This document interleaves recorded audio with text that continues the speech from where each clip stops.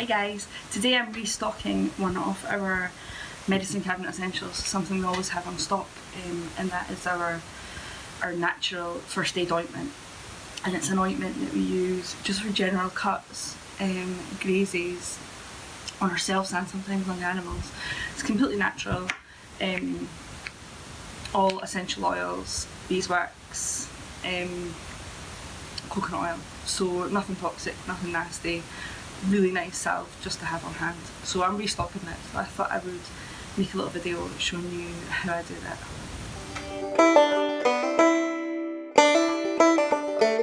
So guys, first things first, I like to have all my bits and pieces that I'm using ready to go. So I'll show you my ingredients and the bits and pieces I need on hand to make my first aid salve.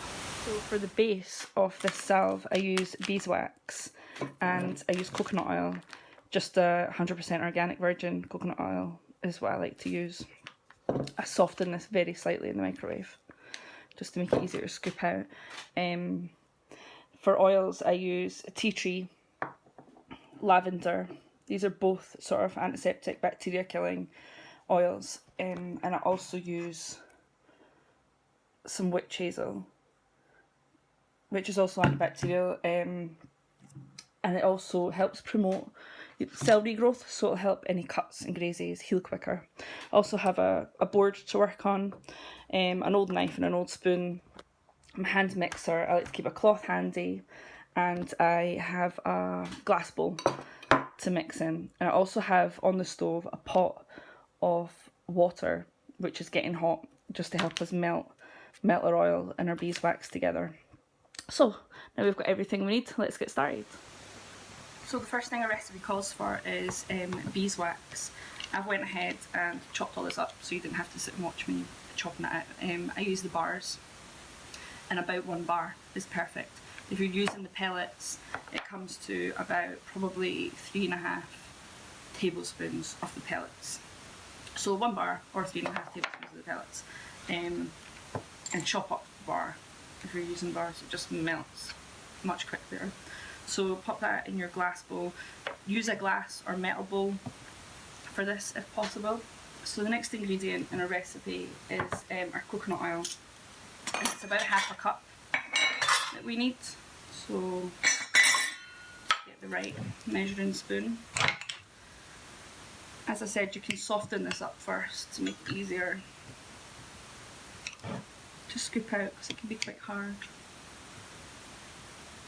Try and squash it in to make sure you're getting the full 1/2 cup measurement.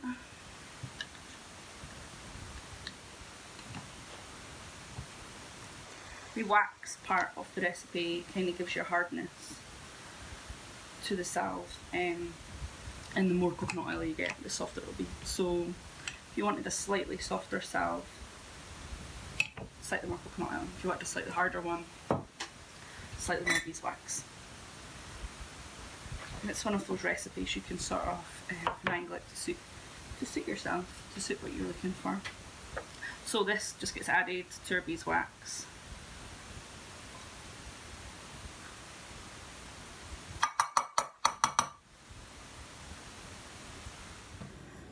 Just like that. And what we're going to do next is we're going to pop in our double boiler. We're just going to pop the glass bowl into our pot of hot water on the stove, and we're going to melt this down.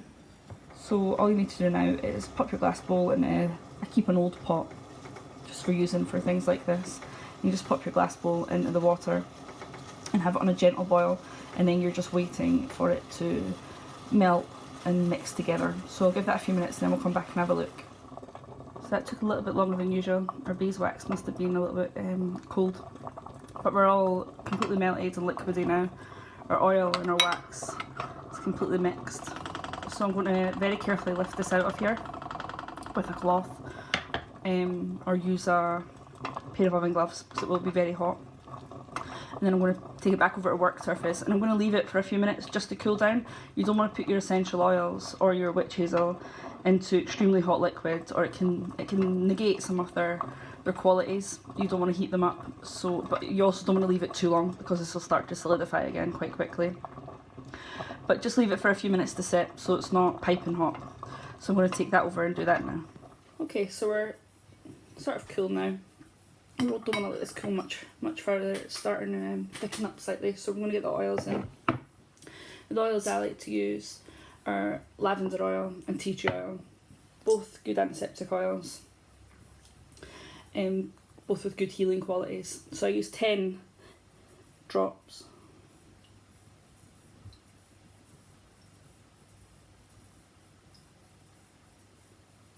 About 10 drops of lavender oil, and I use about 15 of tea tree.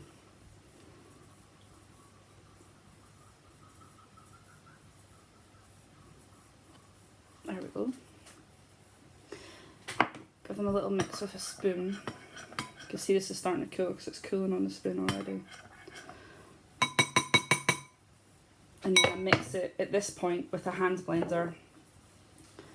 This can be tricky because it's not a very deep bowl, but if you submerge it right down and just use it on the slowest setting.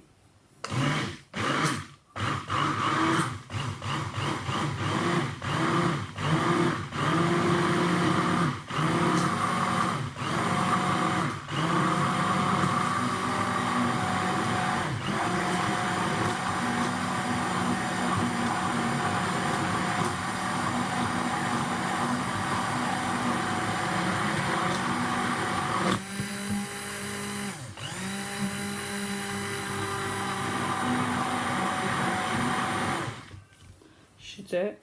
This blends in with the blender, just gives it, seems to give it a really nice thick, creamy sort of consistency. There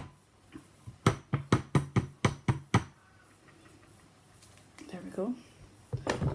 Now at this point I add my witch hazel. This is a witch hazel I use, but I will leave a link for it and all the other stuff I'm using down below. So I use about a tablespoon of witch hazel. That seems to work pretty well for me.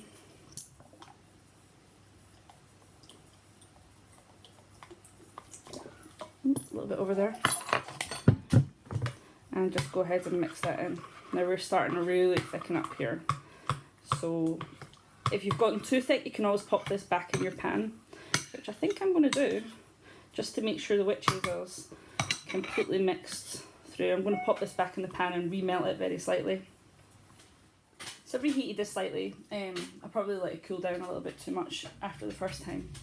It had gone a bit solid, and I didn't want any solid lumps in there because the witch hazel might not be mixed through those parts properly. So I've reheated it very slightly, but if you do that, don't overheat it. You don't want to damage those essential oils.